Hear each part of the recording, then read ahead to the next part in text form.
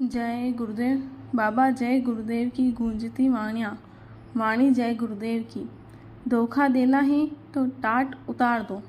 टाट वाले जितने भी हैं अच्छी तरह समझ ले कि आप लोग किसी को धोखा नहीं देंगे।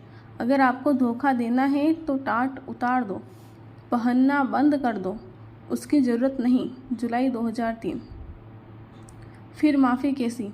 परिवर्तन तो होना ही है। जो बात सत्य है वह सत्य ही रहेगी। आगे यह बात चरितार्थ होगी तब आप बाबा जी को याद करोगे। जिसने यह नर्तन दिया है उसके यहाँ माफ़ी का कोई काम नहीं है। जैसा करोगे अच्छा बुरा वैसा ही तुम्हें भुगतान करना होगा। जैसा तुम करोगे वैसा ही फल तुम्हें मिलेगा। फिर माफ़ी कैसी? महापुरुष जो आते हैं वह क्षमा कर देते हैं। वह सिर्फ महापुरुष ही करते हैं, ऊपर वाला कुछ नहीं करता। जुलाई 2003। ज्योति में सुरीली आवाज़। मनुष्य के अंदर आँखों के पीछे तीसरे तिल में एक ज्योति जल रही है। उस ज्योति में से एक मीठी सुरीली आवाज़ उठ रही है। जो मनुष्य अंदर में उस ज्योति के दर्शन करते हैं और उसमें से निकलने वाली आवाज़ को सुनते हैं, उनका दुनिया में मोह और प्यार निकल जाता है और परमात्मा के प्रति प्यार चढ़ जाता है। जुलाई 2003। नाम सद्गुरु से मिलेगा। दुनिया में बहुत देश है जिनकी अलग अलग भाषा है और एक एक भाषा में उस परमात्मा को कितने कितने नाम द्वारा याद करते हैं। रब, खुदा, अल्लाह, गॉड, ईश्वर, भगवान, राधा स्वामी, वाहे गुरु, हरि ओम, परमात्मा, परमेश्वर आदि। ये जितने भी नाम हैं वे हमारे बोलने, लिखने और पढ़ने में आ जाते हैं। राधा स्वामी नाम 100 से कुछ अधिक वर्ष पुराना है। दुनिया को बने करोड़ों करोड़ों वर्ष हो चुके हैं। अनेक कल्प और युग बीत चुके हैं और वह नाम जो आदि में था अब वो है और आगे भी रहेगा। जो केवल संत सद्गुरु की शरण में जाने पर ही मिलेगा। वह नाम सबके अंदर धधकारे मार रहा है। आत्मा का वो सच्चा धन है जो खो चुका है।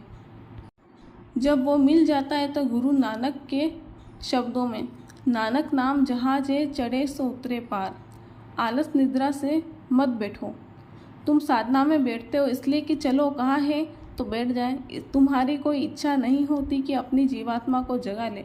अगर नहीं कहा जाए तो नहीं बैठोगे। बैठे भी तो ऐसे ही आलस निद्रा में बैठ गए। इससे कुछ होने वाला नहीं। अप्रैल 1998। आपको भ्रम कैसे हो गया?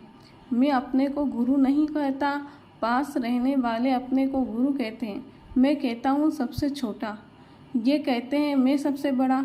जमीन आसमान का अंतर हो गया। सेठ के पास मुनीम रहता है लेकिन वह मालिक तो नहीं हो जाता।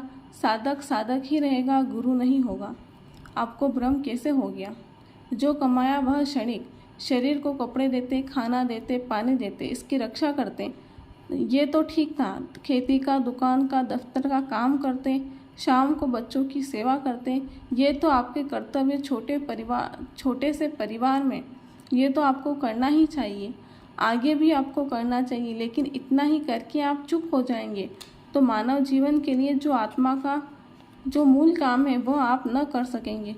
ये तो आपने सब किया था, लेकिन उसके बाद दिन में काम, बच्चों की सेवा के बाद में आत्मा के लिए, जीवात्मा के लिए कुछ संपत्ति कमाना चाहिए था।